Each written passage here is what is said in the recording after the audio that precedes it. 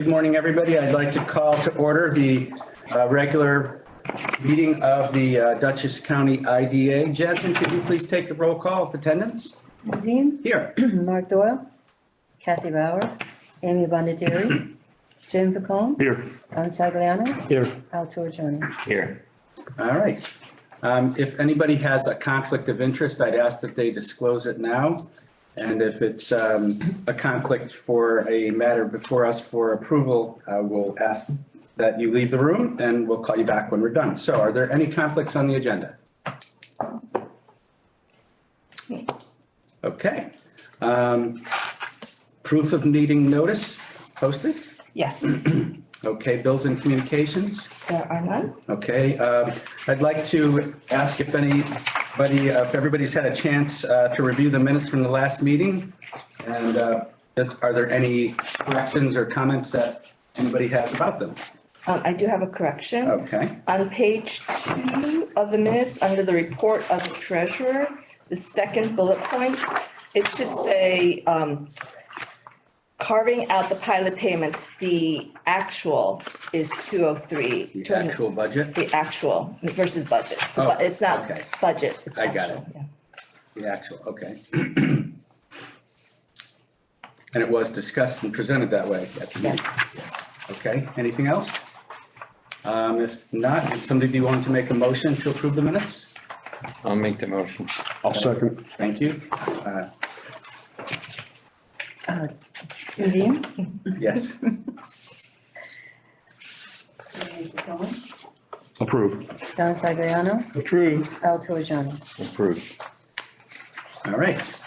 Moving on. Report of the treasurer, Jane? Looking at the balance sheet, we have 2.5 million in cash. We have an accounts receivable, which is the reasonable test, and also the workforce from Loki that we charge out. So we're receiving that, and then we take in the expense also on the expense line. The last school pilot was received from Rossi Eastdale. So all of the pilot payments have been received and paid. Looking at the P&L, revenue, we have 7.3 million. Carving out the pilot payments again, we have 213,000 in total income to a budget of 392,000 for unfavorable to budget by 179,000. Expenses are 7.6 million. Without the pilots, it's 600,000 to a budget of 650,000 for a favorable variance of 50,000. Net loss, 387,000 to a budgeted net loss of 259,000. So we're unfavorable to budget by 128,000. I assume there's nothing extraordinary in there other No. than our normal. No, and the only thing is waiting to see if we receive any more Admin fees. admin fees. Okay. Are we going to or? No, I mean, you said you're waiting to see. Yeah, It's only so- 2 months left, right? Yes, so,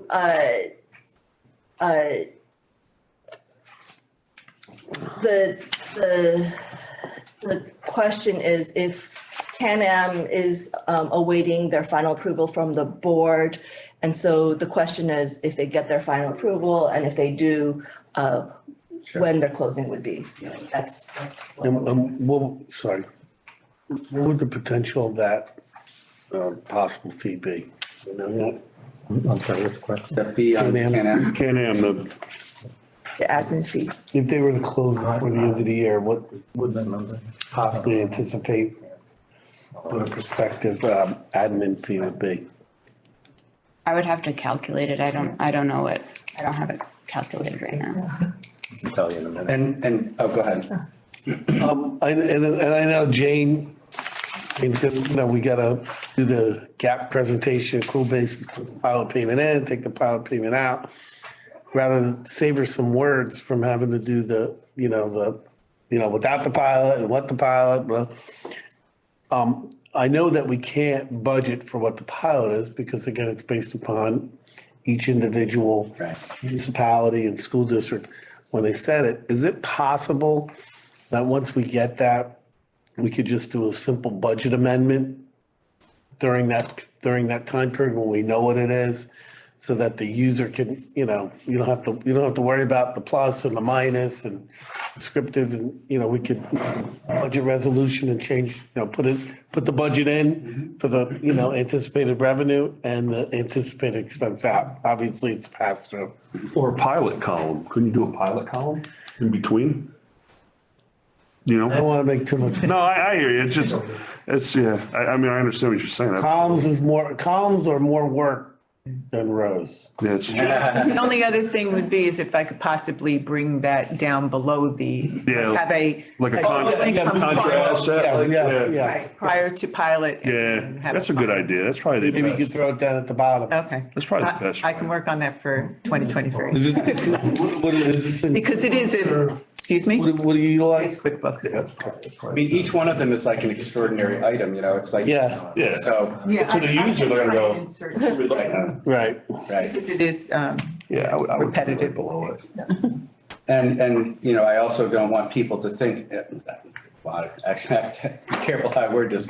We are conscious of our budget, but we have to understand that our revenues are very unpredictable in any given year. But over a 4 or 5 year period, they tend to work out. So, I don't want people to think that we should be panicking if we're, off our budget in a period or a year because of that. We try our best to be conservative, but I welcome any ideas about that. So, okay. Anything else? Okay, we don't need to vote on that. We just needed to get the report. Any other committee reports? Nope. Okay. Unfinished business? There's no new business. Okay, you want to kick this off, Sarah? Yes, so we do have Larry Boudreau from T-Rex here, as well as Steve Gerasi, and I saw Tom Mulroy before too. So they're here representing, so I'm just gonna get Larry. Sure.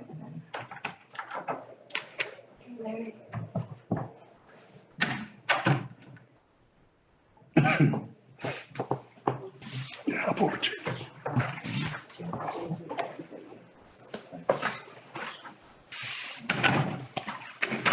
Jasmine, if you could note for the record. Hi. Good morning. All right, Amy. Good morning. Hi. Morning, Sarah. Amy, just before we get started, I just want to make sure we have T-Rex Capital Group and we have EFG Sabre Heritage. Do you have any conflicts with either of those projects? I don't. Okay, thank you. Okay. So this morning, T-Rex Capital Group Belfield is here to make a presentation to introduce their request for additional sales tax exemption in the benefit amount of $70,000. If approved, the total sales tax benefit for this phase of the project would equal $238,675. In addition to the monetary increase, they are also asking for an extension of the project completion date for phase 1 to December 31st, 2023. Just as a reminder, back in 2019, T-Rex Capital Group reallocated their sales tax benefit between T-Rex Shaner and T-Rex Capital Group Belfield. T-Rex Shaner was granted most of the sales tax benefit, which was dedicated for the construction of the hotel. T-Rex Belfield was the portion that oversaw the construction and installation of the infrastructure of the entire site. And so this request is related to the T-Rex Belfield, which is the infrastructure portion of the project. I'll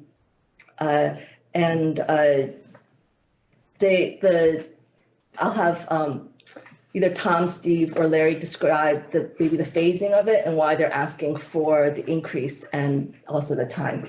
So just to be clear, when we approved this originally, did we approve a total sum? And then is the allocation important in our approval process between the two, or does it So for this, in the beginning, when Belfield was approved, there was a total sum. Yep. In 2019, that sum was reallocated between the two entities. Mm-hmm. And then in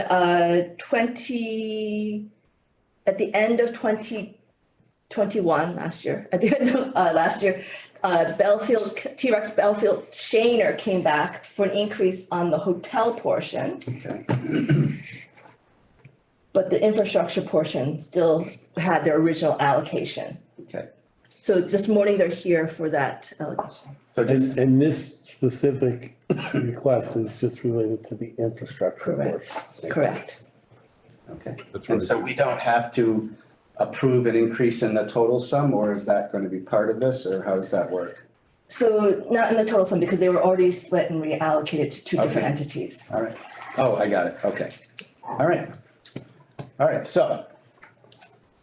do we- So I don't know, Tom. Yeah, I think, I just wanted to thank everyone again for listening to us again. The project's, moving forward.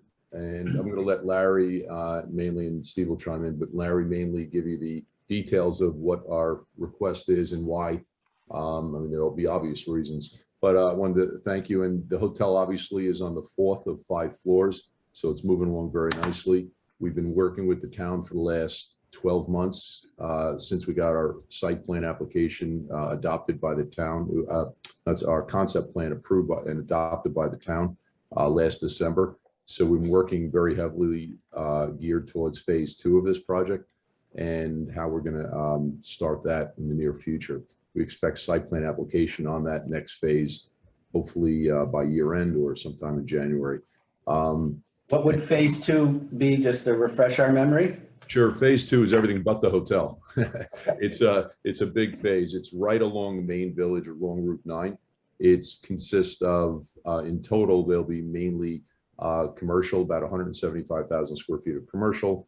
There'll be a number of multifamily rental units going up. And that's the main, it really finishes out the southwest corner of the project and then tees it up to go north along Route 9 right up until the Marici Kill. That'll be the main thrust of that, and our leasing is mirroring that whole phase. So once this town approves a site plan application, which is in, we anticipate starting that phase, probably the horizontal phase, probably in the first quarter, second quarter, and then continuing on the vertical phase, probably mid-year going forward. We'll be in front of you shortly about that phase and give you all the details. The good thing is that the hotel is fully, funded, fully on its way. We expect an opening, which everyone will be invited to the opening, which will be on sometime in November of 2023. Remember, that's 137 key, 5-story hotel. We're all excited about that. And so this portion of it is just an extra a piece, mainly because of COVID related and supply chain increase costs on this. So I'll let Larry go through the details on this. But if you have any other questions about the project, it's been a grind, but we are getting through it, and we're going to meet everything we can do. Hopefully. Go ahead. I was just saying, we're working, obviously in difficult markets now, and 2023 is not going to be any different. We expect to do everything I just said in that time frame we just said. At one point, I recall there was discussion of a second hotel. Is that still part of a later phase, or is that changed? No, it's not part of phase 2. It's actually part of the next phase after that. Although we've had some discussion now with 2 major flags. We already have a flag for it. And there's 2 other ones that I think would be even a better complement to it, which it'll be part of a residence club as well. It'll be more of a major name 4.5, 5-star flag, because that was our original push on this, is to really barbell it, take a mid-level hotel and then take a high-end hotel, so we capture both segments of the market. Originally, the original approvals that we inherited when we bought the loan and took over was 1 hotel, and we figured we'd capture both sides of the market. But this first hotel is going to be probably one of the nicest hotels in the Hudson Valley. And I'm not comparing to like a Mohonk traditional old or bed and Sure. breakfasts. I'm saying of any of substantial size of the 137 keys. So we're excited about the first, and the second one is really being triggered on the first one. We want to get that open and start working on really putting pencil to paper on the second hotel about 6 months after the first one opens. And that's still our plan. Thank you. Okay, let's talk about the matter before us. Okay, thank you. My name is Larry Boudreau with T-Rex. I'm on site full-time. I came over from LaBella Chazen. I've been on site full-time since last September. So I'm there in the trailer. Come on up anytime. Sarah came out last week and we went on a tour of the hotel all the way up to the top. So that was great.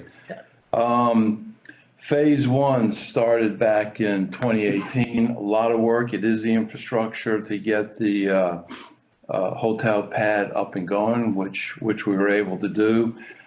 This request includes money for the landscaping, paving, lighting, electrical. Still quite a bit of work to do. And from a timing standpoint, there was a delay because the hotel was delayed. And with the hotel being delayed, there's just certain infrastructure items that we couldn't do. The biggest one is electrical.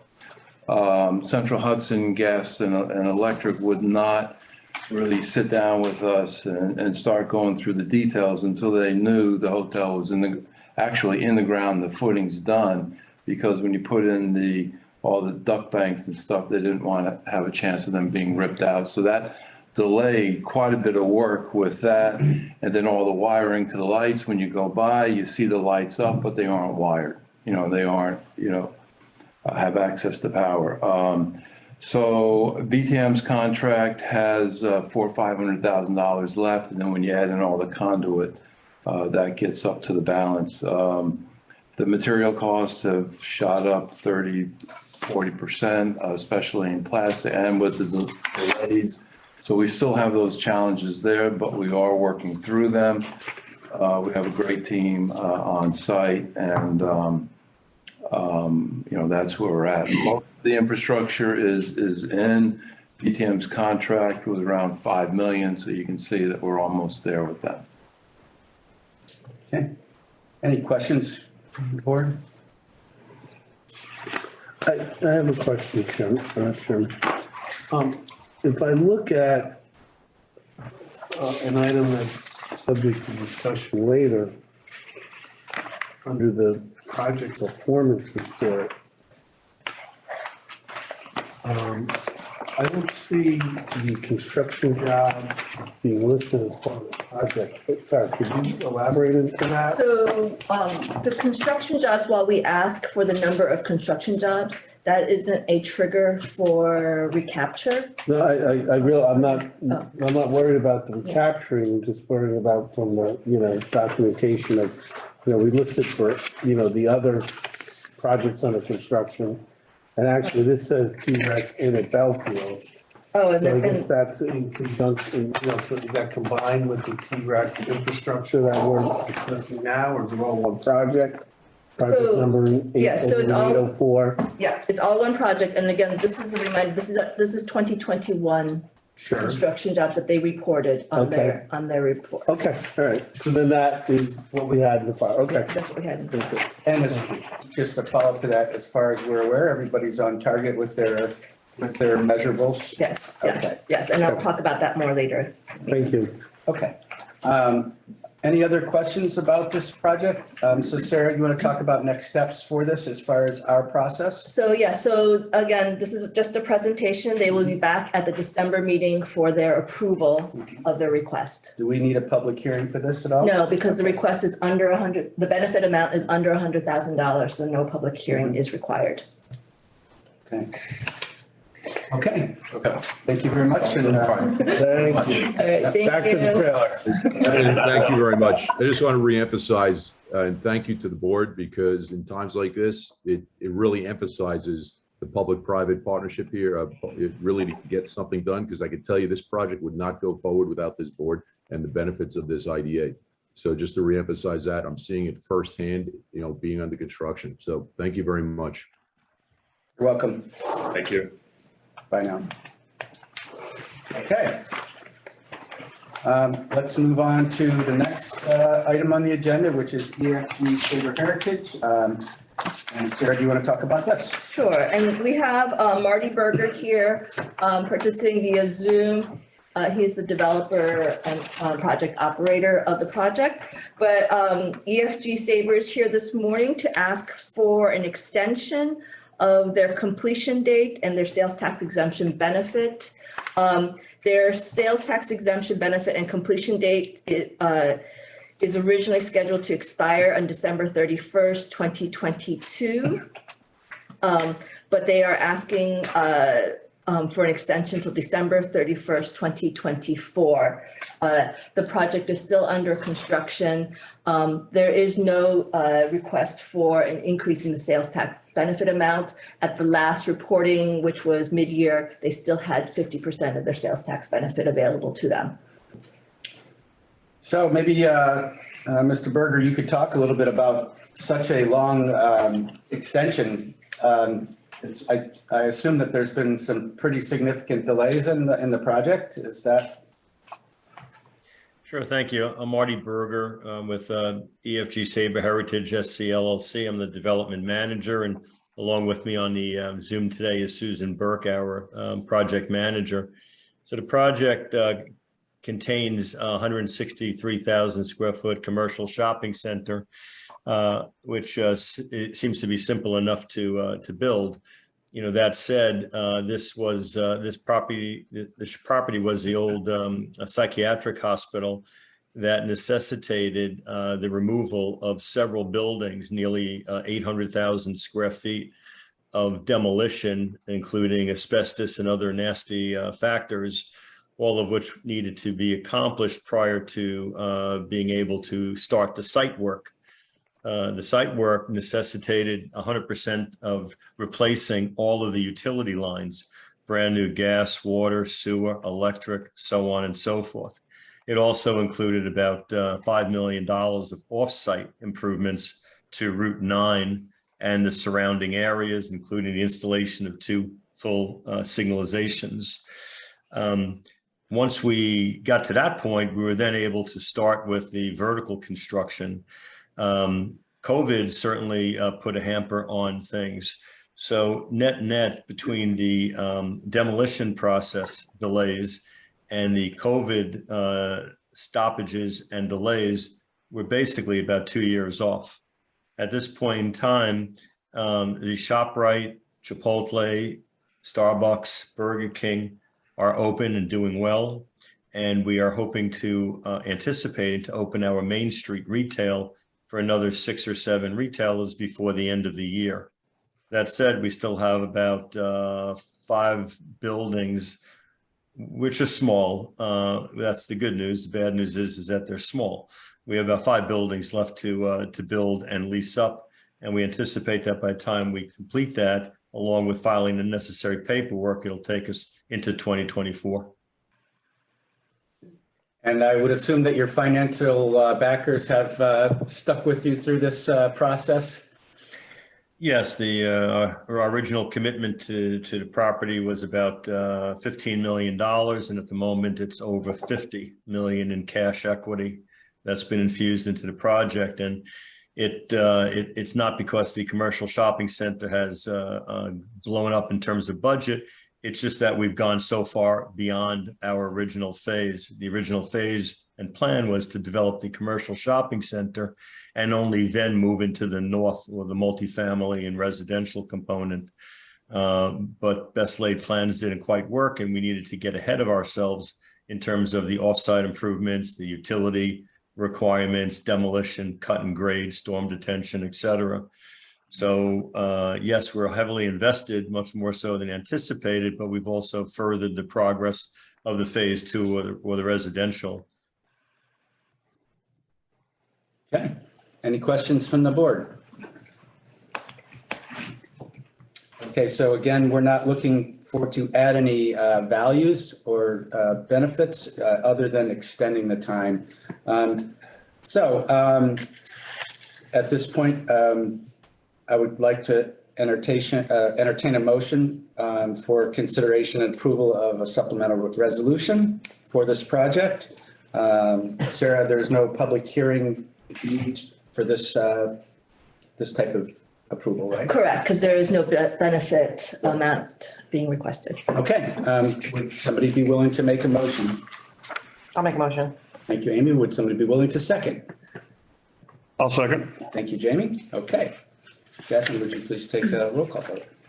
Amy Bondieri, Approved. Jane Picone, Approved. Tom Saldana, Approved. Al Torriani, Approved. Jamie. Approved. Okay. Thank you, gentlemen. I should say Marty and Susan, and we will look forward to hearing about your progress. Well, thank you very much, and we'll be back to you. Appreciate it. Bye-bye now. Okay. Okay, next on the agenda is local development. So it's the quarterly report of the Local Development Corporation to the IDA for, as part of the agreement that the IDA has with the LDC. Okay.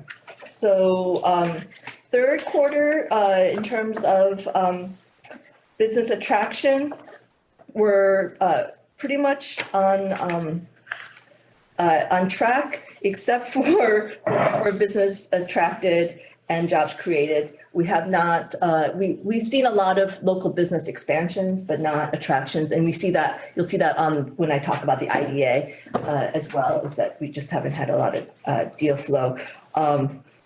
This may change in the next couple of months because we are working on a couple of deals that seem to be close to closing, but we're not sure they'll close before the end of the year. What is significant about this report would be the table below where it says project pipeline, all leads, RFIs not responded to. Historically, for the past 5 years, the RFPs that we have not responded to have been hovering around 2 to 3. But this year, so far, we have not responded to 8 requests for information. A lot of that is due to because we do not have the sites available for these requests. Some of these sites are asking for mega sites where they're looking for quite a bit of acreage to build very large buildings, but the trend is they also want to have their own energy source on their campus as well. So they want to be able to build like a solar farm adjacent to it or things like that. And so we're seeing more of that and we just don't have that type of property, or they're looking for very large square footage, like 1 million square feet and things like that. And so we just don't have. I remember, a number of years ago, we were in the situation of not having inventory or land, especially for high ceiling. And then with the iPark and the West Complex opening up, we seem to have some, now from what I understand, that site is pretty much fully utilized? Yes. So that site is iPark is pretty much used, filled. They have gone in front of the town to try to build on some undeveloped land on there, but that land has already been committed to other occupants. So there's, in terms of large pieces of industrial property, once the former sports storm is taken, we will have very little. Is there any buildings on the former IBM East Fishkill site that are not being utilized that could be demolished rather than reused, or? So all the existing buildings have been taken. So it has to be just new construction on those sites. The other site that we are eyeing, but is not on the market yet, but we anticipate it will be on the market.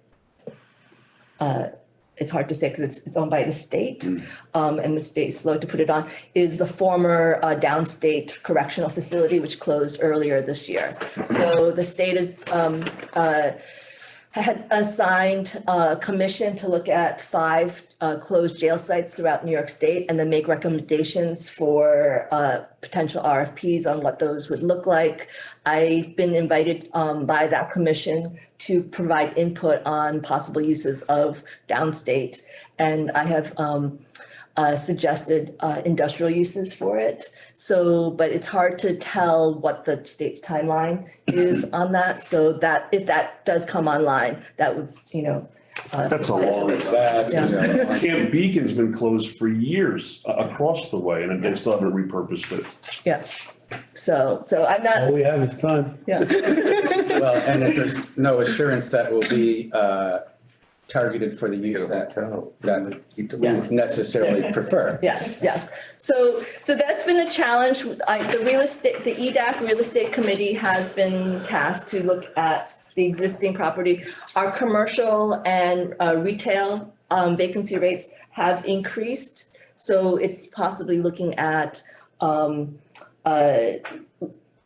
reuse and adaptation of those spaces. I know that the county has asked a lot of the municipal leaders to look at properties, vacant properties in their municipality and propose potential uses for those vacant properties. So, there is work moving towards that. It's just right now, when we get calls, it's been hard to. And really, you need the transportation. The Route 84 corridor is the, preferred spot. Yeah. So moving on, for business retention.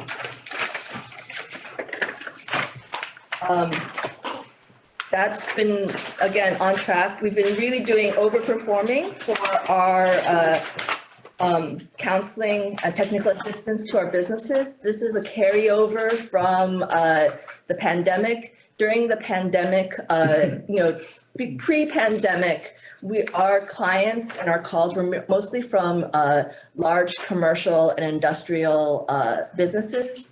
During the pandemic, we started servicing small businesses for COVID relief. I think the word went out that we were very helpful. So while COVID relief programs have all expired, we are still getting calls from small businesses asking for assistance. So we don't turn them away, and we've been making referrals. So as you'll see, the number of referrals to our community partners is also high because we are making a lot of referrals to our partners for the small businesses. Moving on is our marketing program. Again, on target.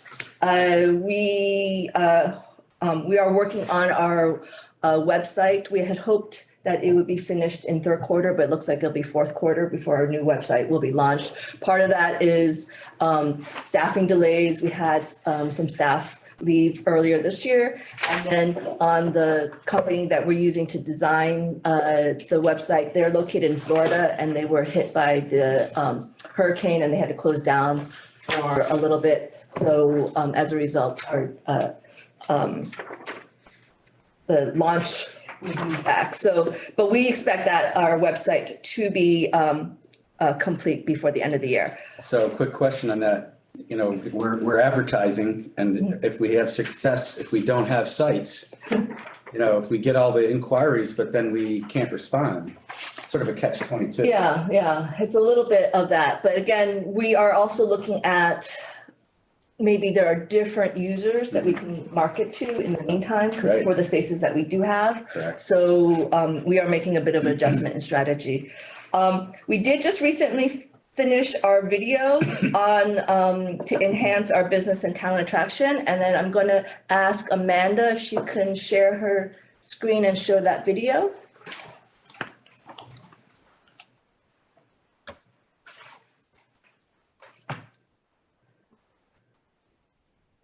Oh, but we can't hear the sound. Let's see. It's on mute. I see the sound in the lower, where the play thing, when you go to the left. Isn't that sound X out? No, to the left of that. Where? Yeah, it looks like it's on though. No, I think it's on.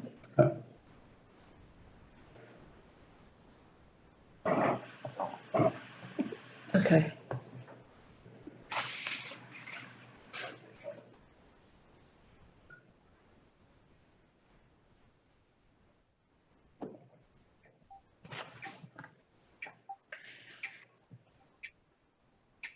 Well, it has a nice background. It will live on our website as well as our YouTube channel.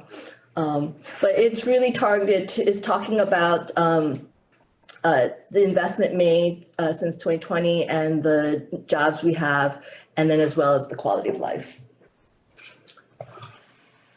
So the goal of this ad again is talent attraction? Talent attraction. Okay.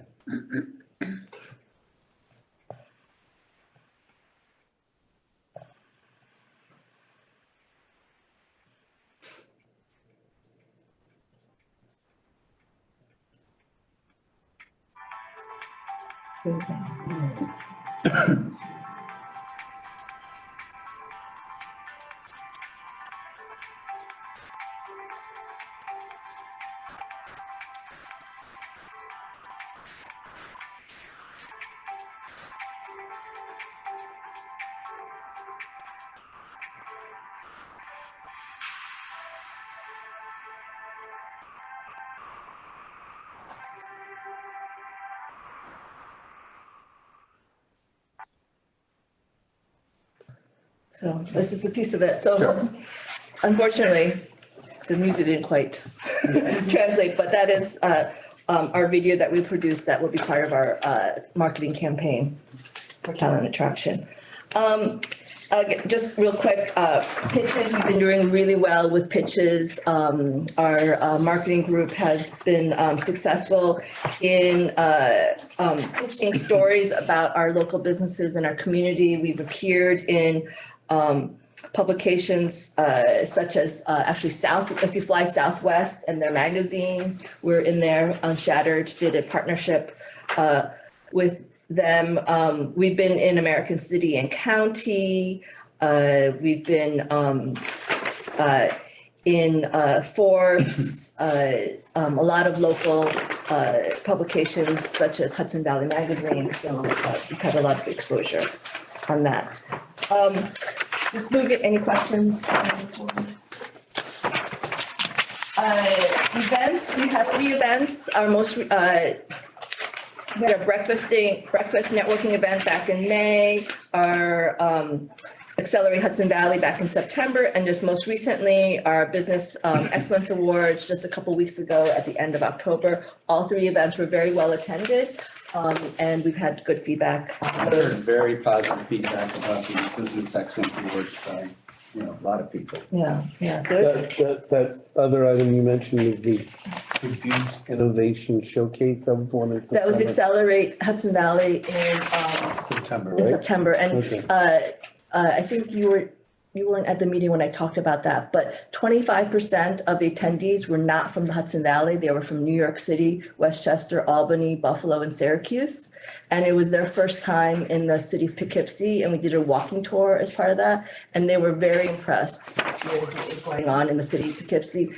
And I heard we got very good feedback, and one of the attendees called us and said that while they were a startup, but they're not a startup that pitched that day, they actually met an investor from upstate who is willing to partner with them on expanding their business. So it was a really good networking. good networking event. So the next one is the IDA projects. We've done we closed on 2 projects that were actually, one was approved in 2021, and then the other one was approved earlier this year, and they are the Arthur May redevelopment and the One Duchess Phase 3. Those were the 2 IDA projects. They stated that they would create 16 new FTE positions in the county, for a total of about $99 million worth of new investment, private investment in the county. And the last one is the. I see job retention. That's retained jobs through, 150, and right now we're at 0. It's mostly because these are new projects to the county, and there aren't any jobs to be retained. They're not expansions. Okay. Well, I'm just curious, why do we have that as a goal? I mean, are we hoping to have other situations where we are? Well, in the past, we've had retention projects and we've had that as a goal. It's something that we can revisit, you know, the board can revisit. These numbers are, the number of projects aligns with what we had in our budget. Right. And then the new jobs and the retained jobs and the investment is something that has been traditional Sure. practice. Okay. But we are seeing more like, I would say in the past 3 years, more new projects versus retention projects. That may change as the economy changes. We might see more retention projects and less new projects, especially because of the lack of sites we have. So, and then the last one is LDC projects. We closed on 2 LDC projects in second quarter. These were refunding projects that, and they were the Marist and the Culinary 2022. So and they're almost the opposite. So you'll see no increase in new jobs, but the retention of about 1,400 jobs. with the And refunding. we're probably not gonna see any of those refinancings for Now for a bit. about 4, 5, 12 years. Yeah, well, that's why so many of them went out when they did. Yeah. Okay. So that's the third quarter report of the LDC for the IDA. Any questions?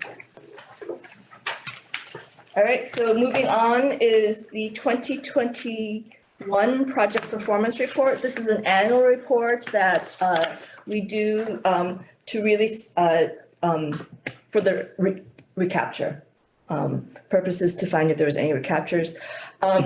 Earlier this year, as part of our compliance, we did identify that one project had overspent on their sales tax benefit. That was 45 Eastdale, had exceeded their sales tax benefit. We recaptured that amount and had submitted that to New York State Tax and Finance.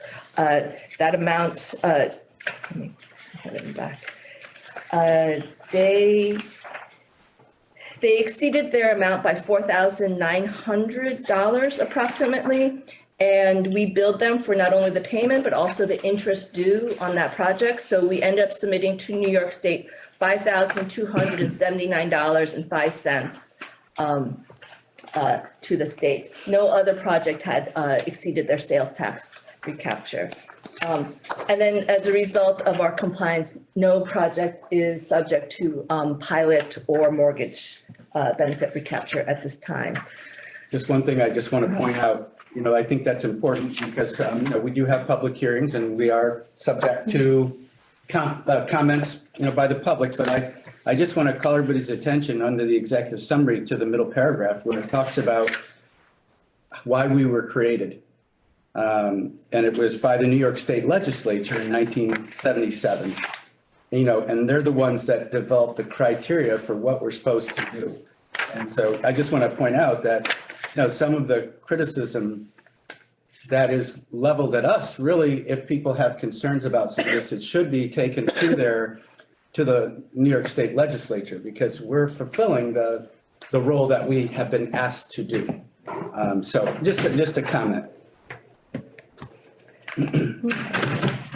Okay, so, yeah, and related to that, just in 2021, the IDA had 44 active projects in our portfolio by 27 unique project operators. That means that there's 27 project owners, but some of them had a lot of phases underneath, Eastdale being one that has the most phases that we are overseeing. These projects accounted for 11,513 FTE equivalent jobs in Dutchess County, 969 FTE equivalent construction jobs, and over $13 million in pilot payments to Dutchess County. In 2021, the IDA executed agreements granting benefits equivalent to about 39 point. So when you say the $13 million in pilot payment on the financial statement, that we looked at earlier was 7.9 million. Is that due to the timing of the town and county pilot? IBM, we don't receive IBMs. I Yeah. think that's what the difference. Yes, so IBM goes direct, the county bills for IBM, and then they let us know, so it doesn't go through we're not the pass-through for So is IBM. that the difference between the 7.9? It's point something million for IBM. Okay. So the IDA executed agreements granting about 39.5 million in incentives, which has generated over 375 million in private investment. In addition, the ripple effect of these projects are, it's anticipated will be about a little over 77 million. And these projects that have committed to create an additional 833 new FTE jobs and retain 1,400 FTE jobs in Dutchess County. That's just for the 2021 Just for 2021, projects. Correct. Authorized. correct. So 2 pilots started in 2021 with their school pilot. Those are the 2 phases of Eastdale. Eastdale Avenue North and Eastdale Residence 2 in particular. Prior to IDA's involvement, Eastdale Avenue North parcel was assessed at 174,000, a little over 174,000. After construction was completed on that parcel, it was reassessed at 425,000. Eastdale Residence 2, the parcel was assessed at 702,000, a little over that. And then after construction is now assessed at over $8 million. So they are paying pilot payments based on the new assessments. Really, what is important is not what the assessed value is, it's really what the revenue is, which Yes. is discounted compared to if they paid full amounts. Yeah. But again, that's the incentive that Yeah. is given for them to do this. Yeah, and they're paying more than what they paid Correct. prior to this, so. But just to say it went from, from 174.5 to 425 in assessed value, that's, that what's really more important is what is the revenue Yeah. that's collected, then, now, and as this project goes through the years. Yeah, yeah. As I said before, pilot revenue, we generate over 13 million in pilot payments to the local government, school district, and county government. But it's important to note that special districts pay the full assessed value, so. That's not in this. That's not in this. Can you just provide an example of a special district? So a fire district, lighting, library, water, Sewer.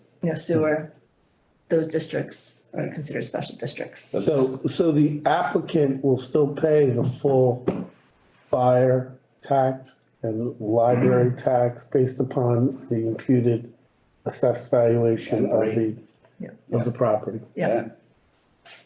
Not something we talk about that often, but that's important to those special districts. The fire companies need their funding because the last thing you want is to have your residence or your building on fire and the fire department not be able to come. Is that always the case or is that? Okay. Yes. That's always the case. And a lighting too, right? Lighting. Lighting district. Stormwater. Yeah. So they're pay their rate at the full assessed value. There's no discount on those values. So it's just school and. So it's only school, Town, municipal, county. and county. Right. And there would be also a village or a city involved. Exactly. That certainly would be. A municipality. Yeah, last time I checked. So, In this country. and getting back to my point, the important number is, again, before these properties, were given incentives, they generated 5.8 million. And now they're generating 13 million, and that will increase each year as the pilot matures. So again, I think that's a win for sure. Other people, they have the right to disagree with that. Good. So, yeah, And I'm sorry, and you also get employment growth. Correct. Okay. And yes, employment growth and a building. It's not that's- just tax growth, you're Yes. getting employment growth. Right. And a building that is, can be, if for some reason a project fails, it can be used for other uses. It's still a huge piece of structure. Yeah. So, okay. Okay, so moving on, just the full-time equivalent, our projects have been doing very well with increased employment and actually collectively going over their projected amounts. So you'll see in the chart, the blue square is the number of retained jobs that our businesses have been able to keep. The box to your left, the projected jobs, is what they had stated they would create, but in 2021, that orange box to your right is actually what the new jobs that they were able to create, so higher than the projected. So our projects are doing well overall. Like last year, we have a few projects that are who have reported lower jobs than in the past. They are still feeling the impact of the pandemic, but those jobs were higher in 2021 than what they had reported in 2020. Is it possible that you could get information for us for the future as to the student population in school districts in the Hudson Valley, maybe, over the last 3 to 5 years, what they've looked like each year? Okay. One of the things that does happen is school districts are hesitant to approve pilots because they're concerned that it's going to increase the number of students, and I'm not sure that that's actually materializing, just because families are having fewer children. But it would be curious to know. I've looked at it for a few projects. It's decreasing. It's decreasing. 100% of school districts definitely decreasing. Right. And- Even through the pandemic. Right. So, part of this is it would be great if we could have more families, but Well, you got private schools going up. You have that and the homeschooling. yeah. And then apartments, the multiplier is so small compared to single family homes, so. Right. Sarah, on page 4, I think this is that. So if you look at, Parker Hamilton, it says project end base 20214, is that for like a typo? Or what is the reference to the 4 meaning, same thing? Oh, I think that's a typo. Okay. Same above. Yeah, and there's one other for HV lighting as well too. Okay. So when it says the project ends, so in 2021, the project's ending on this particular one for Parker Hamilton, and it's a P, meaning it's a pilot. Yes. I mean, I know there's some legacy items here with bonds when the IDA was issuing bonds. So will that now fall off when we have our meeting next year for the 2022? Yes. So that means that, is it safe to assume that Parker Hamilton is now at their fully assessed value and tax payment, that their pilot program has now ended? So, yes, and I will, we had one project end in 2021, which was Adams. And so you'll see up at the top, Oh, Adams so it's Raker. not 2021, it should be 2024? Yeah, it should be Okay, 2024. Okay. Which And the one? same thing with HV lighting. Yes. And it's not 10 years on that. I thought that was kind of 2014. quick, okay. Parker Hamilton. Okay, so now, okay, All right. so Adams will fall off. So, yeah, All right. So just to be clear here, HV lighting, that is supposed to be 2026? 6, yes. Okay. And Parker Hamilton is 2024. Okay, all right. I think there's one more up above. Oh, yes. Health class. Health Quest is 2022, so that's gonna fall off at the end of this year. Okay. Underperforming projects. Right. So we had 4 underperforming projects in 2021. It's important to note that all 4 projects are not subject to our recapture agreement. These were approved prior to the IDA having recapture policy in place. But I do want to talk that they are important projects for the county overall. Arbor Ridge, Brookmead, their project numbers, they were challenged by 2 things. One is during the pandemic, they operate a CNA program which feeds into their employment. They were prevented from operating that during pandemic because they weren't any in-person learning available, so the students could not fulfill their requirement for patient care, which then has impacted their ability to staff those positions in 2021. Also too, is result of COVID, they had to close down their adult daycare center. And so the closure of that resulted in lower employment numbers. They were able to reopen their adult daycare center in 2022 earlier this year. So we expect those numbers to go up.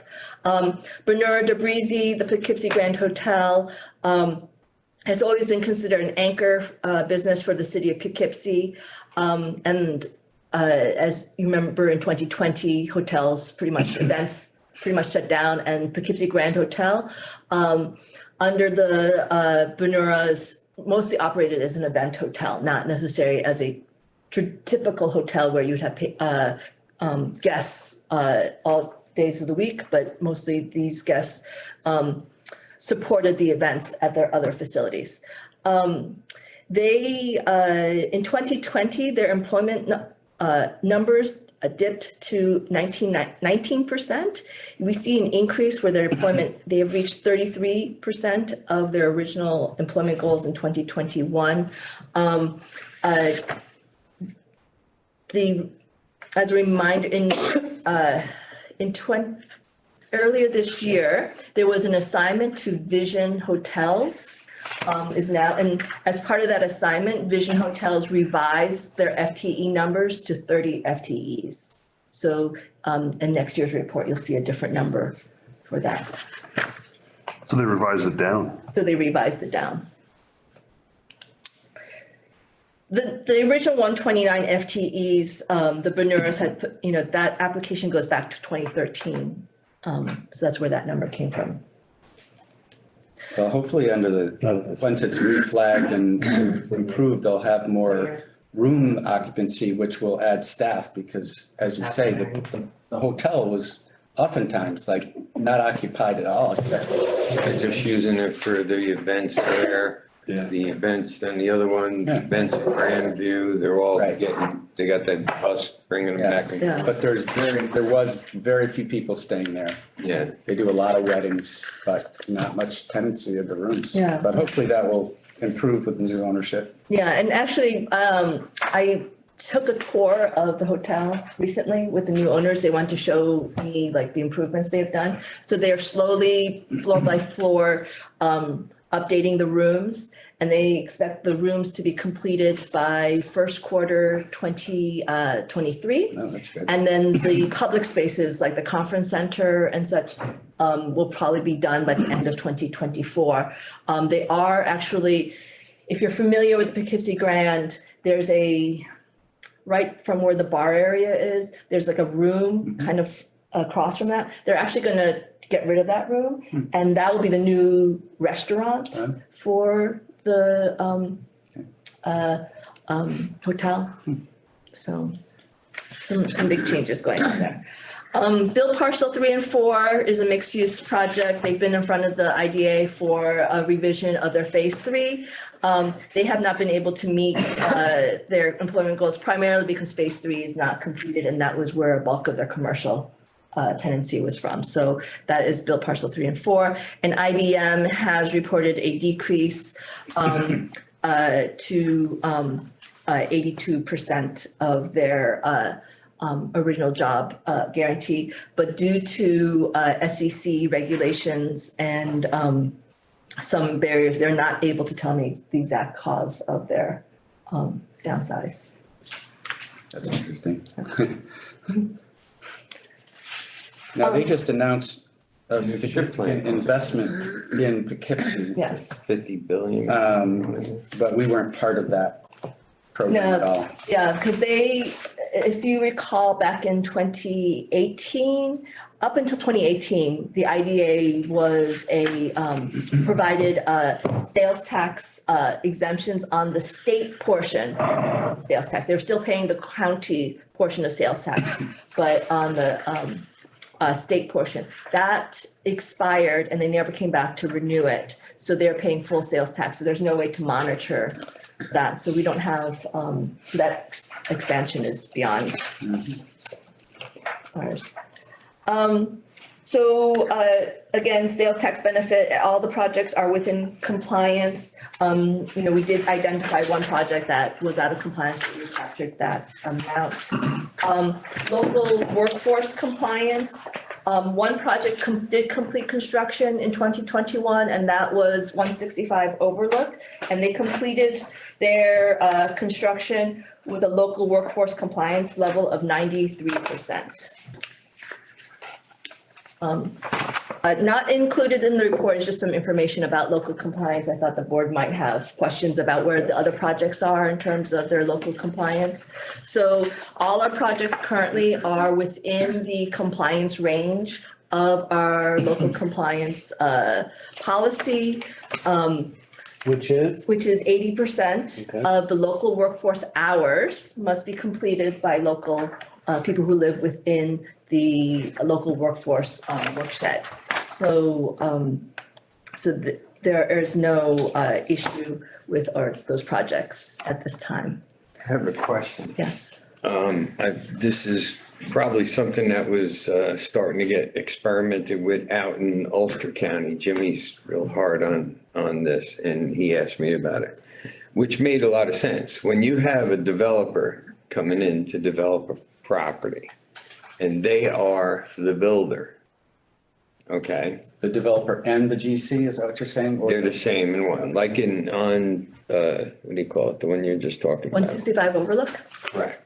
They built it and they're also the developer, but they're the general contractor also. And obviously they'll come in and they say that they can't do it without the IDA benefits. I can understand that for a guy like, Belfield, how they're hiring contractors, like GCs to do hotel, GC to do phase 2. And they're paying that, okay? But when you're the builder developer, you're the GC, you're making a profit off of building it. How much is that profit valued? They never take that out, extract that to come up with what their pilot should be, or their benefits they're looking at. Because they could be making, depending on the size of the project, a considerable amount more than the benefits may be worth. what you're saying. So the You know what I'm construction saying? management portion may be what, 18% or 19%? Well, in the old days. But if you're the GC, not the manager, you're using your labor forces, you're paying them, you're making, you could be at 12%, anywhere from 8 to 12. But don't give away your trade. GP. GP. So yes. if it's $100 million job, you're talking 10, $12 million. Yep. So is that in their calculations, which I don't think it is. That's where Benor ran into a snag, he had a snag up in Ulster because he's saying, you're building it. Yeah, Al, but what often happens in those cases is, even though they're connected with one another, the developer is a different company, LLC, and they have investors who are investing in the development aspects of this. And so they have to respond to those developers as well, as opposed to. It's not 100% older. Right, so, and I think Overlook is probably that situation because it was partly, let's see, Baxter was who built it, and they may have ownership, but. They're too good. They were 50% ownership. Tinkelman also had ownership in that. And it was the other half. So, I guess in some cases, they are still arm's length because as you say, the investors are gonna require them to be competitive. However, it's a good question and I don't know how we should keep that in the back of our mind as we. If it's a case what you're talking about and the investors aren't them, but I know on that one particularly They participate, I think, invariably they end up participating. They usually can't do it on their own dime, but they'll be participating, and it's perfectly fine for you to be asking those questions. Absolutely, yeah. Because they oftentimes put in those fees into their financing. That's right. And so they get right up front. They get their pound of flesh. Yes, that's part of the initial financing, which is interesting. It's like if you have 10 they do like 10 investors or something like that. But on that one in particular, I think Eric and Amanda were 50% or Yeah, I have to look at the application. And then Tinkelman was the other part, but Tinkelman's also the architect and there's tremendous fees from him. You know, well, if you didn't get the fees and you didn't get the profit from building it, do you really need the IDA? That's what they're asking questions in Ulster about, Okay. you know, Maybe- which seems If you wouldn't reasonable, mind, just maybe Yeah. you could do a little follow-up Yeah, with them back and and ask forth, yeah. about that. you know. And, something Yeah. we should ask about. Yeah, I think that's something that we can ask, well, I would, I mean, we can ask definitely about, all the projects. Well, you can in front see of all us. projects in Fishkill, Yeah. they're hiring Yeah, builders. Yeah. They normally use the same builders. yeah, yeah, I think it's worth looking into to see if they are, it could be even an inflated amount, just because of the way financing works. Yeah.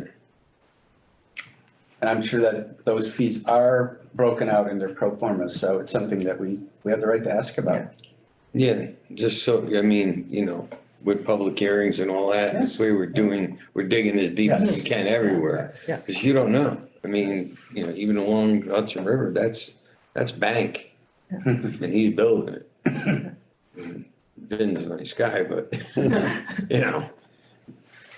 so, okay, I'll look into that. okay. And so lastly, just a highlight on this report is the projects that ended in 2021. So Adams Fairacre Farm project ended on December 31st of 2021. They have now returned to the tax rolls. Prior to IDA status, the project parcel was assessed at 2.5 million and it paid approximately $43,000 in annual property taxes. During the last year, the pilot, the property was assessed at a little over 7.2 million. And in 2021, their last pilot payment was $214,000. Over the term of the agreement, the pilot revenue from the project was over $1 million more than if the project had not occurred and had remained at that 2.5 million. So the last payment is that the full tax? No, it's a 5% discount. So then the next year will be even more? Yes, And sales tax and all those things on top of that? yes. And they've been paying sales tax Right. on, the whole time. Correct. Well, that's great.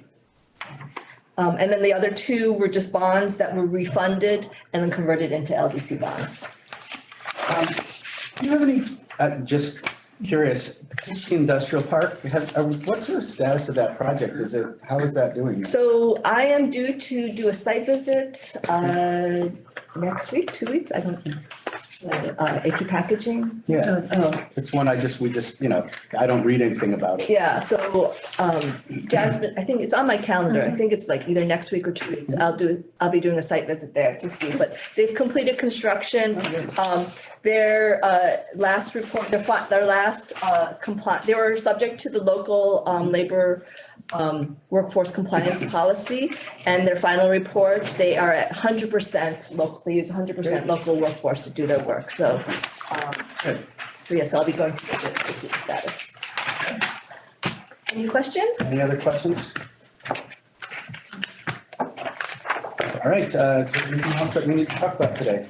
Okay, I will adjourn the meeting, and we do not have an LDC meeting. Okay, so we are adjourned. Thank you all for coming. Thank you.